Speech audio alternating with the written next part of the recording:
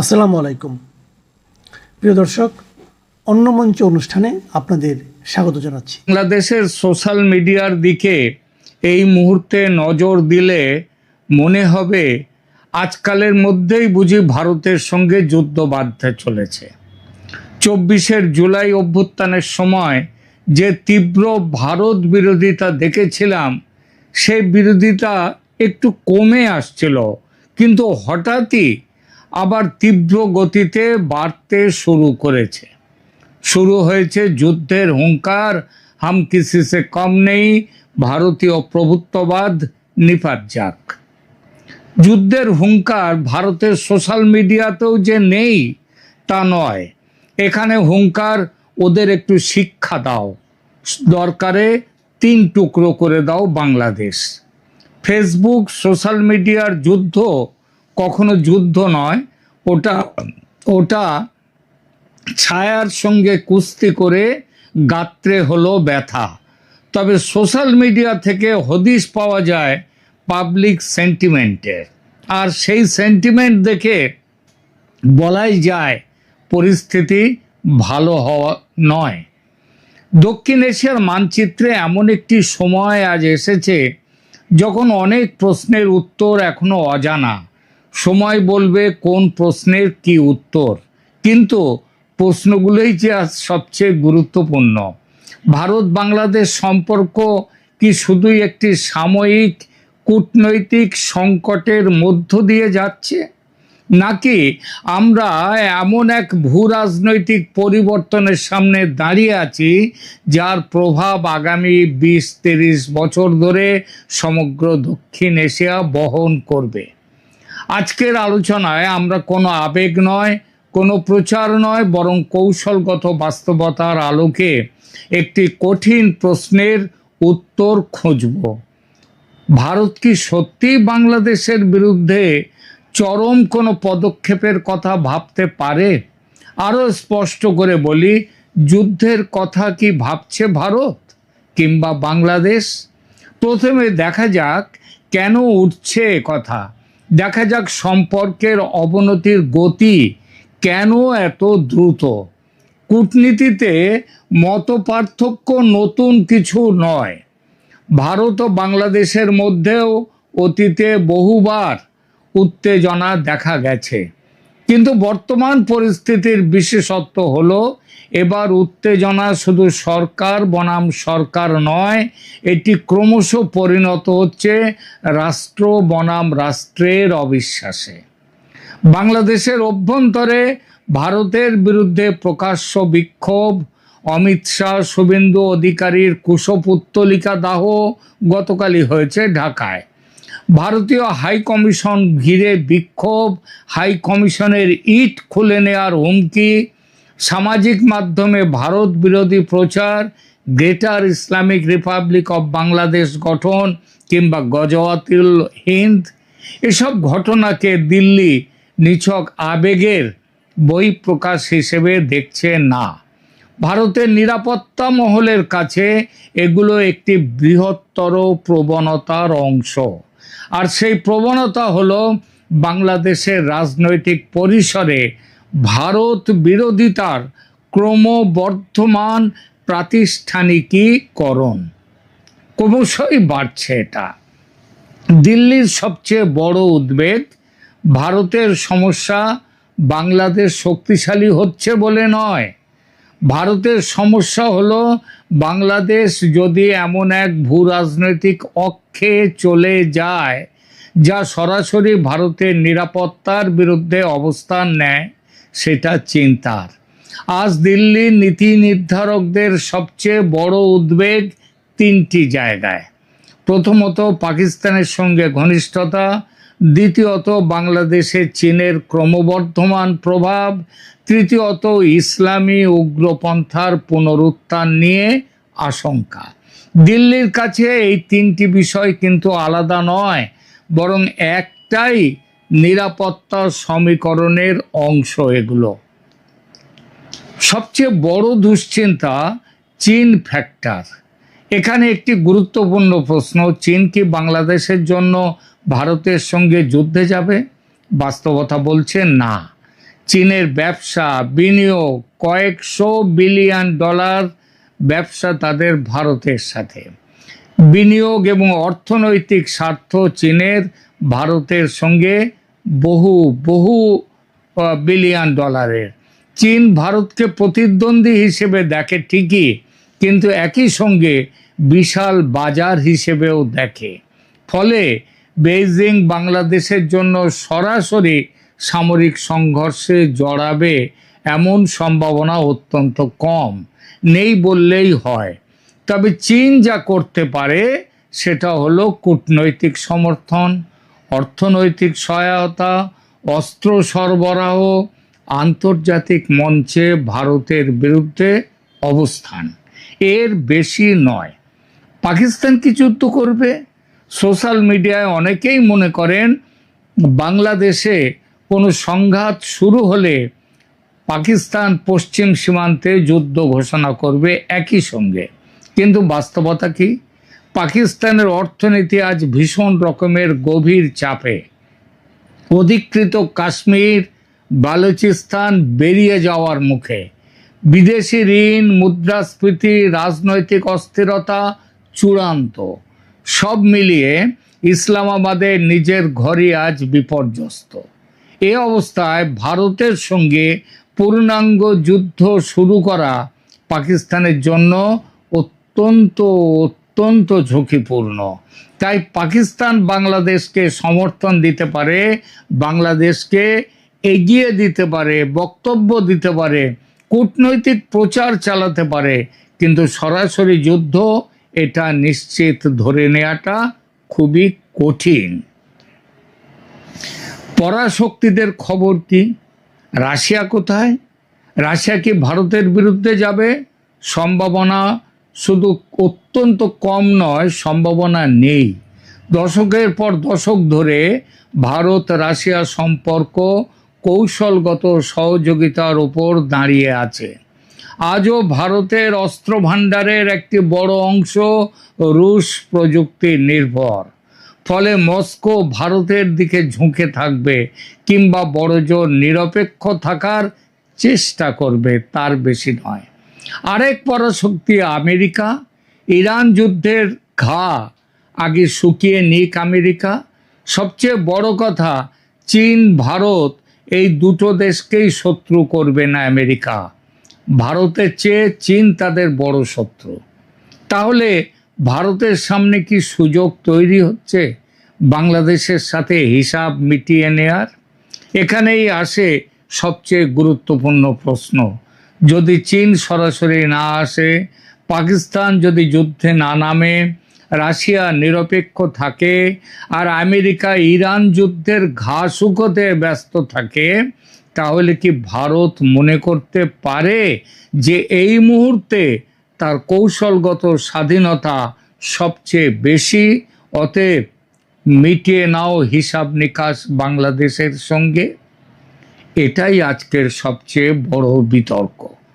অনেক ভারতীয় কৌশলবিদ, যেমন কয়েকদিন আগে আপনাদেরকে একটি এপিসোডে আমি বলেছি ভারত কার্নাডের কথা। ভারত কার্নাড তিনি বলেছেন চট্টগ্রাম নয়, তিনি বলেছেন রংপুর দখল করে নাও। এবং তিনি শুধু নয়, আরও অনেক কৌশলবিদ ভারতীয়, তারা মনে করেন ভারতের বিরুদ্ধে যে কোনো দীর্ঘমেয়াদী নিরাপত্তা হুমকি একেবারে শুরুতেই থামিয়ে দেওয়া উচিত, চরম ব্যবস্থা নেওয়া উচিত, বিশেষ করে যদি সেই হুমকি ভারতের পূর্ব সীমান্তে তৈরি হয়, চিকেন স্নেক। কিন্তু চরম পদক্ষেপ বলতে কি বোঝায়? শুধুই কি যুদ্ধ? এখানে একটি ভুল ধারণা ভাঙা দরকার। চরম পদক্ষেপ মানেই যুদ্ধ নয়। ভারতের হাতে আরও বহু উপায় আছে, যেমন বাংলাদেশি বিমানের জন্য ভারতের আকাশসীমা বন্ধ করে দেয়া, এই একটাতেই অনেক কাজ হয়ে যাবে। এছাড়া আছে গঙ্গা ও তিস্তার জল নিয়ে চুক্তি না করা, সীমান্ত আরও কঠোর করা, বাণিজ্যিক সুবিধা আরও কমিয়ে দেয়া, ট্রানজিট ব্যবস্থায় একেবারে আটকে দেয়া, আন্তর্জাতিক চাপ বৃদ্ধি করা, গোয়েন্দা তৎপরতা বাড়ানো। দেখুন, কয়েকদিন আগে নেপাল থেকে অতিরিক্ত 20 মেগাওয়াট বিদ্যুৎ ভারত আনা নিষেধ করে দিয়েছে। ভারত তার গ্রিড দিয়ে তার উপর দিয়ে যেতে দেবে না। নেপাল থেকে 40 মেগাওয়াট একটা বিদ্যুৎ আসে, সেটা যদি আজকে ভারত বন্ধ করে দেয়, হয়ে গেল বাংলাদেশে। যদি আদানির এখান থেকে ভারত বিদ্যুৎ বন্ধ করে দেয়, ত্রিপুরা উত্তর পূর্ব ভারত থেকে যে বিদ্যুৎগুলো যাচ্ছে বাংলাদেশে সেগুলো যদি বন্ধ করে দেয়, তাতেই কিন্তু বাংলাদেশের অবস্থা খারাপ হয়ে যাবে। আর এই যে ব্যবস্থাগুলো, এগুলো যুদ্ধের চেয়ে অনেক কম খরচে কিন্তু অনেক বেশি কার্যকর হতে পারে। কিন্তু সামরিক বিকল্প কি একেবারে নেই ভারতের সামনে? দেখুন, রাষ্ট্রবিজ্ঞানের একটি মৌলিক সত্যি আছে, সেটা হলো কোনো বড় শক্তি কখনোই কোনো বিকল্প পুরোপুরি বাদ দিয়ে দেয় না। ইউক্রেনের ক্ষেত্রে কি রাশিয়া বাদ দিয়েছে? দেয়নি। ইরানের ক্ষেত্রে কি আমেরিকা বাদ দিয়েছিল? দেয়নি। আরও বহু বহু উদাহরণ আছে।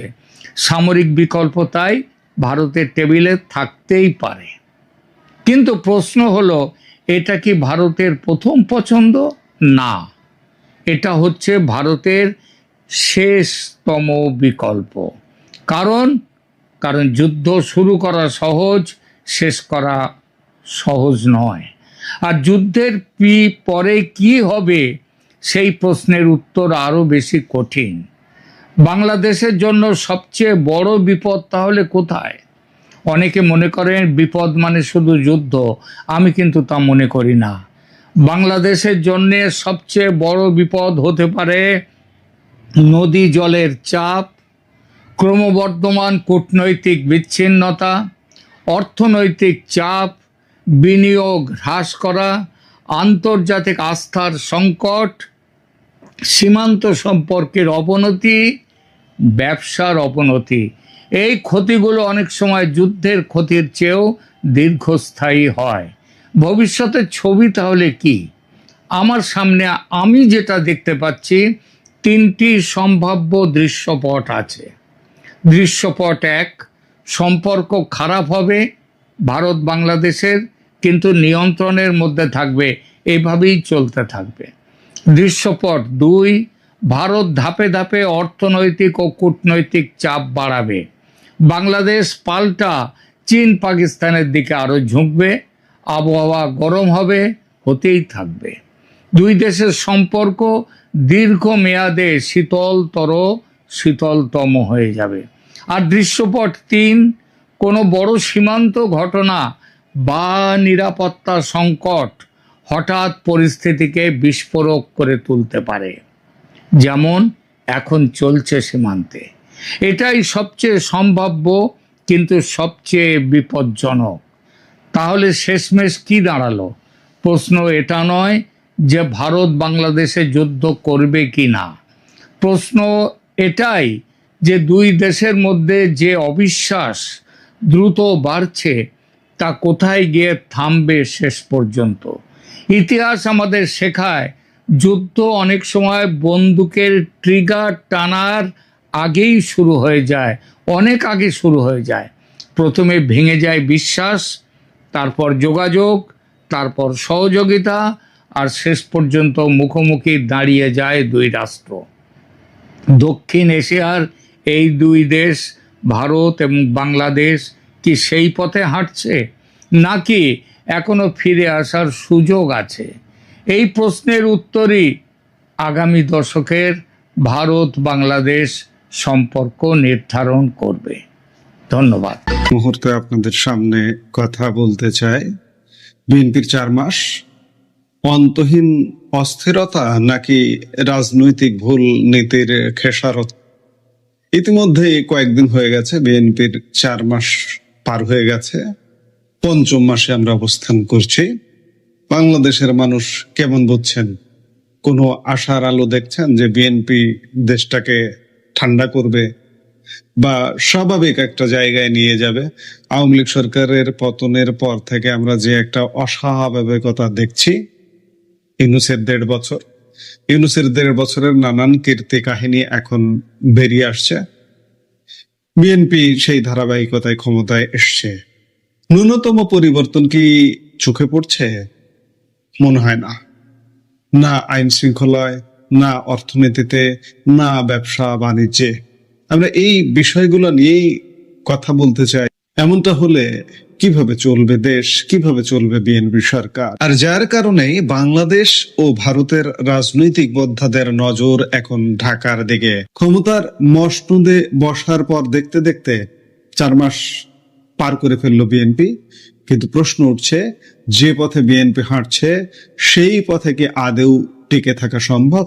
নির্বাচন হয়ে গেল দেশের প্রধান দুটি দলের একটিকে বাদ দিয়ে, আর তার ফল দেশের সিংহভাগ মানুষ ভোট দিতেই যায়নি। একতরফা ভোটে ক্ষমতায় এসে গত 4 মাসেও কি দেশ স্থিতিশীল হতে পেরেছে? অর্থনীতি থমকে গেছে, বিদেশি বিনিয়োগ আসছে না, আর দেশের ভেতরে বাড়ছে সামাজিক বিভেদ। কেন বিএনপি সরকার এক গোলক ধাঁধায় আটকে গেছে এবং এর পরিণতি বা কি? দর্শক, আলোচনার শুরুতে আসা যাক ক্ষমতার উৎসে। যে কোনো গণতান্ত্রিক দেশের মূল শক্তি হলো তার জনগণ এবং তাদের ভোট। কিন্তু বাংলাদেশে এবার যা ঘটেছে তা কি আসলেই একটি স্বাভাবিক প্রক্রিয়া ছিল? দেশের প্রধান দুই দল আওয়ামী লীগ এবং বিএনপির পূর্ণ অংশগ্রহণ ছাড়া যে নির্বাচন মঞ্চস্থ হলো, তাতে একটা বড় শূন্যতা তৈরি হয়েছে। যখন দেশের প্রধান একটি পক্ষ মাঠের বাইরে থাকে, তখন সাধারণ মানুষের বড় অংশই ভোট কেন্দ্র থেকে মুখ ফিরিয়ে নেয়, আর সেটাই হয়েছে। একটি একতরফা নির্বাচনের মাধ্যমে বিএনপি আজ ক্ষমতার চেয়ারে, কিন্তু এই ক্ষমতার ভিত্তি কতটা মজবুত? রাষ্ট্রবিজ্ঞানের নিয়ম বলে অংশগ্রহণমূলক নির্বাচন ছাড়া যে সরকারি আসুক না কেন তার নৈতিক শক্তি দুর্বল থাকে। বিএনপি ক্ষমতায় তো এসেছে, কিন্তু জনগণের সেই স্বতঃস্ফূর্ত ম্যান্ডেট কি তারা পেয়েছে? এই প্রশ্নটি এখন দেশের আনাচে কানাচে ঘুরপাক খাচ্ছে। ক্ষমতা পাওয়ার পর সবচেয়ে বড় পরীক্ষা দিতে হয় অর্থনীতির মাঠে, কিন্তু গত 4 মাসেও দেশীয় অর্থনীতিতে কোনো স্থিতিশীলতা ফেরানো যায়নি। আর একটা দেশ যখন রাজনৈতিক ও সামাজিকভাবে অস্থিতিশীল থাকে, তখন সেখানে বাইরের কোনো দেশ বা সংস্থা টাকা খাটাতে চায় না। বিনিয়োগের চাকা পুরোপুরি স্তব্ধ। পরিস্থিতি কতটা উদ্বেগজনক তা বোঝা যায় সম্প্রতি বাংলাদেশ বিনিয়োগ উন্নয়ন কর্তৃপক্ষ বা বিডার নির্বাহী চেয়ারম্যান চৌধুরী আশিক মাহমুদ বিন হারুনের একটি মন্তব্যে। তিনি স্পষ্ট করে বলেছেন, গ্লোবাল ইনভেস্টমেন্ট বা বিদেশি বিনিয়োগের উপর বেশি ফোকাস না করে এবছর তারা দেশীয় বিনিয়োগকারীদের উপর বেশি নজর দেওয়ার চেষ্টা করছেন। ভেবে দেখুন, ডক্টর ইউনূসের 1.5 বছরের শাসন আমলে দেশের ব্যবসা বাণিজ্য আর সামগ্রিক অর্থনীতি যেখানে থমকে গিয়েছিল, সেখান থেকে উত্তরণের কোনো পথ বিএনপি গত 4 মাসেও দেখাতে পারেনি। বিশ্লেষকরা বলছেন ভবিষ্যতেও পারবে বলে মনে হচ্ছে না, কারণ সমস্যাটা শুধু ব্যক্তির নয়, সমস্যাটা নীতির। ভুল অর্থনীতি ও রাজনৈতিক নীতি নিয়ে চললে বিদেশি বিনিয়োগকারীরা কখনোই ভরসা পাবে না। ব্যবসা শেষ, ব্যাংক শেষ। ব্যাংক ইউনূসের আমলে 7টি ব্যাংক ধ্বংস করে দেওয়া হয়েছে। 7টি ব্যাংক গ্রাহকদের টাকায় দেওয়া হয় না। এর সাথে যুক্ত হয়েছে বিএনপির এই নয়া শাসন আমলে দেশের বৃহত্তম ইসলামী ব্যাংক। ওই 7টি ব্যাংক মিলিয়ে তাদের যে স্ট্রেংথ, অর্থনৈতিক শক্তি, একটা ইসলামী ব্যাংক একাই সেই শক্তি। সেই ইসলামী ব্যাংক আজকে স্থবির। ধাপে ধাপে সরকারের কাছ থেকে ইসলামী ব্যাংক টাকাও নিল, কিন্তু ইসলামী ব্যাংকের কার্যক্রম, গ্রাহকদের অভিজ্ঞতা বলি, ইসলামী ব্যাংক সরকার থেকে টাকা নিয়েছে, কিন্তু এখনো পর্যন্ত তাদের স্বাভাবিক, আপনি তাদের বুথগুলোতে গিয়ে দেখেন, বুথগুলো স্বাভাবিক না, বুথগুলো টাকা দিচ্ছে না। মোবাইল ব্যাংকিং এ দেখুন, মোবাইল ব্যাংকিং এ টাকা দেয় না। আপনি ব্যাংকের ব্রাঞ্চে চেক নিয়ে যান, এখনো চেক বা টাকা পর্যাপ্ত টাকা দিতে গড়িমসি করে। তাহলে কি হচ্ছে বুঝতেই পারছেন। এবার আসি একটি রাষ্ট্রের টিকে থাকার সবচেয়ে গুরুত্বপূর্ণ উপাদানে, তা হলো অন্তর্ভুক্তিমূলক সমাজ বা ইনক্লুসিভ সোসাইটি। একটি দেশের টেকসই উন্নয়নের পেছনে আসল চাবিকাঠি হলো সবাইকে সাথে নিয়ে চলা। কিন্তু ক্ষমতার চশমা পরে বিএনপি কি সেই পথ দেখছে? না, তারা অন্তর্ভুক্তিমূলক সমাজের দিকে না হেঁটে হাঁটছে এক চরম বিভেদের সমাজের দেখে। বিএনপির নীতি নির্ধারকদের একটা কথা খুব গুরুত্ব দিয়ে মনে রাখা দরকার, তারা নিজেরা যেমন দেশের একটি বড় রাজনৈতিক দল, ঠিক তেমনি আওয়ামী লীগও দেশের এক বিশাল জনসমর্থন পুষ্ট ঐতিহ্যবাহী রাজনৈতিক শক্তি। আপনি চাইলেই এই বিশাল জনগোষ্ঠীকে হুট করে রাজনৈতিক দৃশ্যপট থেকে মুছে দিতে পারেন না, কিন্তু বর্তমানে ঠিক সেটাই করার চেষ্টা চলছে, যা দেশের সামাজিক বুননকে ধ্বংস করছে। এখন প্রশ্ন ওঠে, বিএনপি তাহলে কাদের নিয়ে চলছে? মাঠের আসল শক্তিদের বাদ দিয়ে তারা এমন কিছু দলের ওপর ভরসা করছে যাদের আসলে কোনো বাস্তব অস্তিত্ব নেই, আছে শুধু ফাঁকা আস্ফালন। উদাহরণ চান?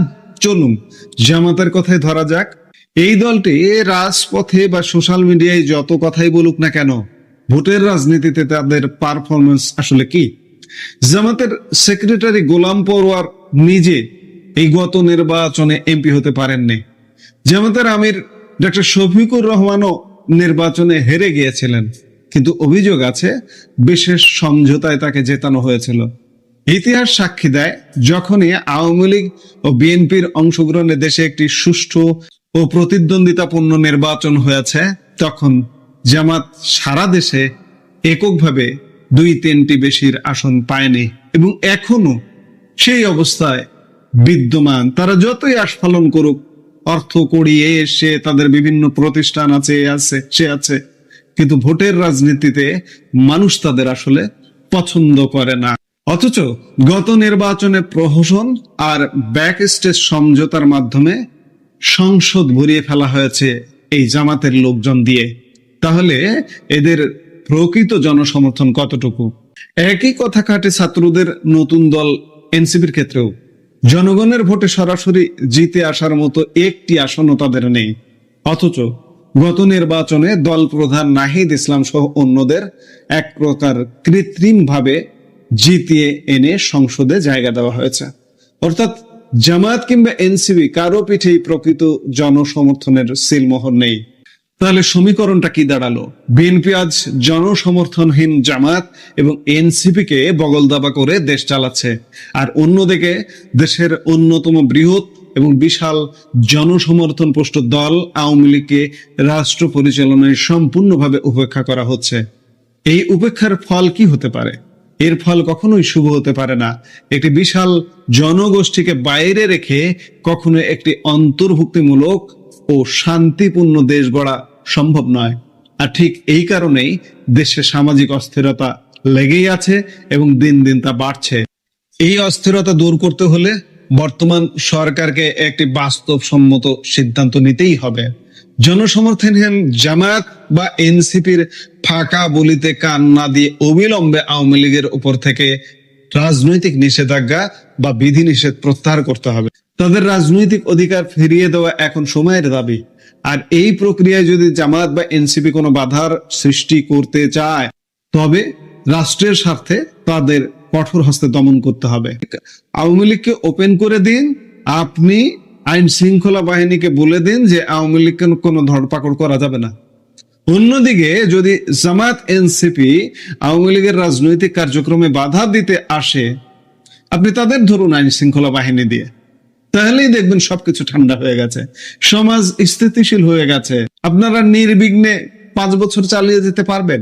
এই ভিডিওর শেষ অংশে যে বিষয়টি না বললেই নয়, তা হলো সুশাসন। বিএনপি যদি ক্ষমতায় এসে অন্তত একটা জায়গায় প্রমাণ করতে পারতো যে তারা আওয়ামী লীগ আমলের চেয়ে ভালো শাসন দিচ্ছে, সুশাসন নিশ্চিত করছে, তবে দেশের মানুষ হয়তো তাদের এই দমন পীড়নের নীতিকেও মেনে নিত। কিন্তু বাস্তবে কি হচ্ছে? আওয়ামী লীগ আমলের সেই চেনা অর্থনৈতিক ও সামাজিক স্থিতিশীল বাংলাদেশ আজ পুরোপুরি গায়েব। চারিদিকে এক অনিশ্চয়তা। আর কতদিন এভাবে আর্মি আর পুলিশ দিয়ে জোর করে সরকার চালানো যাবে? বন্দুকের নল দিয়ে সাময়িকভাবে চলতে পারে, কিন্তু স্থায়ী স্থিতিশীলতা নয়। যদি অনতিবিলম্বে বিএনপি তাদের এই ভুল নীতি থেকে সরে না আসে, তবে এই সরকারের পরিণতি অত্যন্ত ভয়াবহ হতে বাধ্য। আর সরকার পতনের সেই আগুনে দেশটাও পড়বে, রসাতলে যাবে এদেশের অর্থনীতি ও সাধারণ মানুষের ভবিষ্যৎ। কাজেই আমরা প্রত্যাশা করব বিএনপির সেই শুভ বুদ্ধির উদয় হবে। এই মুহূর্তের ভিডিও থেকে বিদায় নিতে চাইছি।